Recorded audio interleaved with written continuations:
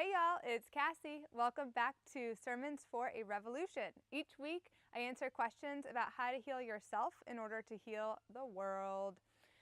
Today's question is, how can I have more compassion for myself? How can I have more self-compassion? How can I be less critical? How can I be as nice to myself as I would be to other people? Years ago, there was a time when Mama Cass was a real bitch to herself. Contrary to popular belief, self-compassion is not eating a chocolate bar in a bubble bath while whispering sweet mantras to yourself. That's what I thought it was, and there were like 0 results from my chocolate bar diet in the bathtub. I got no relief from that. So I had to find some other way to approach this.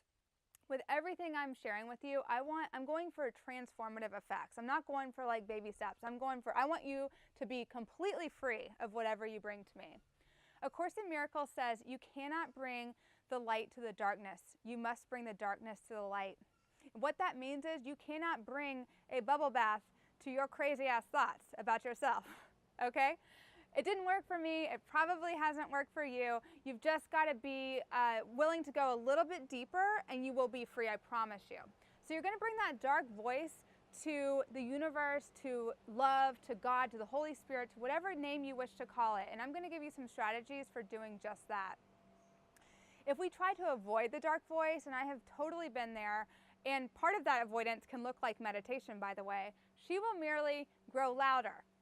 She will take down your life so fast that you won't even suspect it was her who took down your life. Okay, so you got to be really wary of that voice.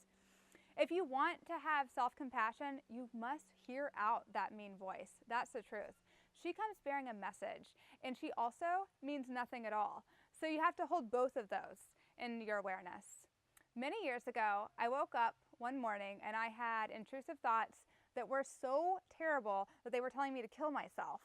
And the voice in my head was my own, but it was also like way louder than my normal voice.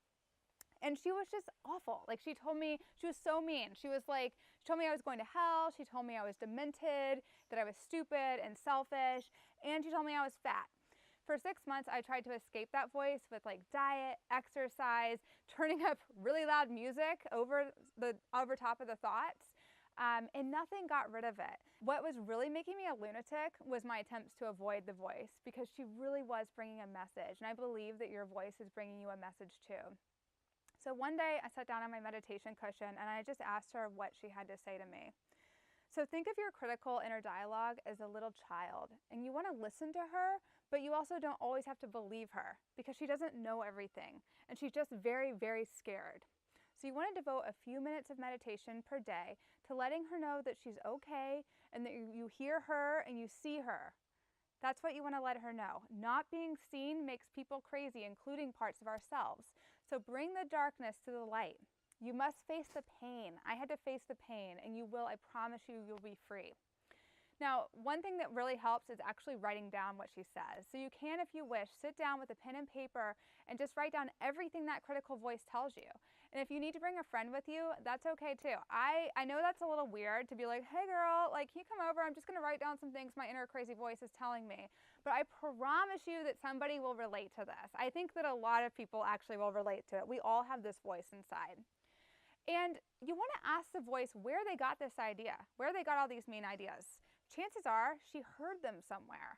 And maybe she heard them when she's young and she just got really scared now that she's an adult that they're true and that she won't make it. But you will make it. I promise you, you will make it.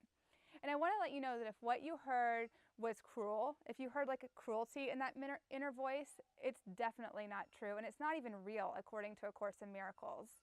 If you feel anger toward the people who might have planted those ideas in your head, you want to say prayers for them. And I know that's a really tall order, but just say some prayers because it will relieve you of anger, which causes even more mental distress. And it will also just bring a little bit more joy into your life if you can be free of that tie that's binding you to them.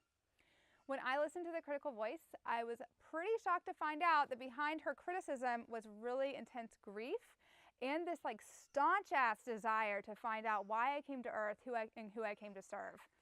I mean, who would have thought that like, you're fat, you're ugly, was like, I'm here to find out who I'm here to serve and who I came to be, you know?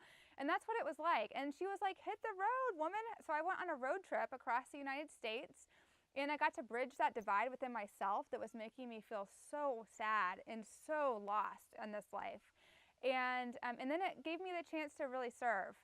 And I also got to publish a book about it, which had been one of my dreams since I was a little girl.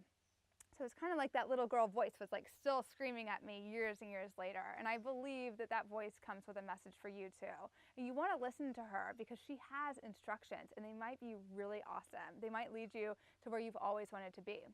So your spiritual experiment for the next week is to sit down, listen to that critical inner voice, hear her, jot down whatever she has to say, and then follow through on her good ideas. Her ideas, it might seem a little bit like, what? Like, why should I go searching down this long lost relative? Why should I do this thing? But follow what she tells you to do because she's got the right idea. After you comfort her, after she calms down and you let you know that you hear her and you see her, then she will tell you what you need to hear. I promise you. And be sure to check out my book, May Cause Love. It tells the whole story of basically what it meant for me to go completely insane with that voice inside my head and then heal completely. It was an amazing journey that I got to go on, and I would love for you to be able to read about it or experience it in whatever way is right for you. And let's cause some love, my friends. Go over to my website if you're interested in helping us get my book into every single woman's prison, rehab, and shelter in the United States and Canada. We just really want the book to reach people who wouldn't be able to have access to it otherwise. And finally, if you want me to answer a question on this show, then this YouTube channel. What are we doing here? I don't even know. If you want me to answer a question for you on a video, go over to my website and I will definitely read it and I will answer it. Really happy you guys are here. I love you all.